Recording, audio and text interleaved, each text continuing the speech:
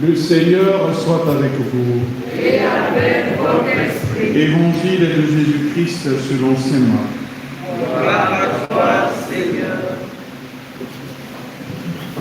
En ce temps-là, Jésus quitta le territoire de Tyr. Passant par Sidon, il prit la direction de la mer de Galilée et alla en plein territoire de la Décapole. Des gens lui amenèrent un sourd qui avait aussi de la difficulté à parler et supplie Jésus de poser la main sur lui.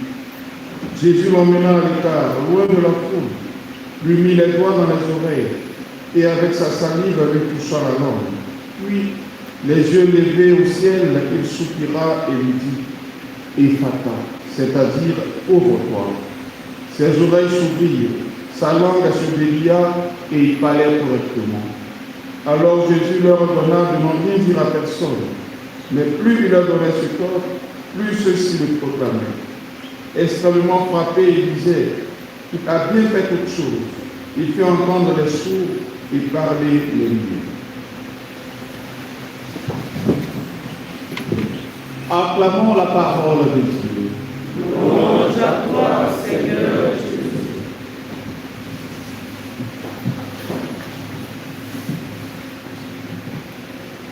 Frères et sœurs bien-aimés, la première lecture de ce jour, tirée du premier livre des rois, nous raconte un moment de rupture dans l'histoire d'Israël. Le prophète Alias annonce à Jéroboam que le royaume sera divisé. 10 tribus se sépareront de la maison de David. Cette blessure, cette désunion est la conséquence des infidélités de Salomon. Ce récit nous rappelle alors que nos choix ont des conséquences non seulement pour nous-mêmes, mais aussi pour ceux qui nous entourent. Quand le cœur s'éloigne de Dieu, c'est l'unité qui se brise. Mais même au cœur de cette division, Dieu continue d'agir. Il ne cesse de chercher à sauver son peuple, à le ramener vers lui. Pour donc éviter cette désunion, cette division, écoutons, bien réprimons les paroles du psaume qui nous invitent à écouter la voix du Seigneur. Si seulement mon peuple m'écoutait. C'est le cri du cœur de Dieu qui ne se lasse pas d'appeler ses enfants. Il promet la bénédiction, la nourriture en abondance, la paix, si seulement nous ouvrons nos oreilles et nos cœurs. Ce psaume est donc une invitation à la fidélité, à l'écoute active de la parole de Dieu et à la confiance en lui. L'Évangile nous montre Jésus qui guérit un sourd muet. Cet homme ne pouvait ni entendre ni parler. Il était enfermé dans son silence et il vivait dans son isolement. Jésus le prend à part. Il touche ses oreilles et sa langue. Il lève les yeux vers le ciel et dit « Ephata », c'est-à-dire « ouvre-toi ». Aussitôt l'homme entend et parle. Quelle image magnifique de ce que Dieu veut faire en chacun de nous.